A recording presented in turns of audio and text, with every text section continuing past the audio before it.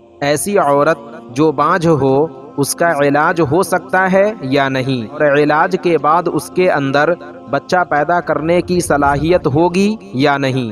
آج کی ویڈیو میں ہم ایک آسان سا عمل بتائیں گے جس کے ذریعے آپ اپنے گھر پر ہی معلوم کر سکتے ہیں کہ بانجھ عورت کا بانجھ پن دور ہوگا یا نہیں۔ لہسن کی ایک پوتھی یعنی ڈھیری لیں اور روئی کے ایک ٹکڑے میں لپیٹ کر عورت اپنی شرمگاہ میں 7 سے 8 گھنٹے تک رکھ لے۔ 7 سے 8 گھنٹے کے بعد اگر عورت کے منہ میں لہسن کی بو آنے لگے تو ایسی بانجھ عورتوں کا علاج دواؤں کے ذریعے سے ہو سکتا ہے، اور علاج کے بعد اس کا بانجھ پن جڑ سے ختم ہو جائے گا اور عورت میں بچہ پیدا کرنے کی صلاحیت پیدا ہو جائے گی۔ اور اگر لہسن کی بو نہ آئے تو سمجھیں کہ علاج نہیں ہو سکتا۔ تو ناظرین، آج کی ویڈیو میں بس اتنا ہی۔ امید کرتا ہوں آپ کو ہماری یہ ویڈیو پسند آئی ہوگی۔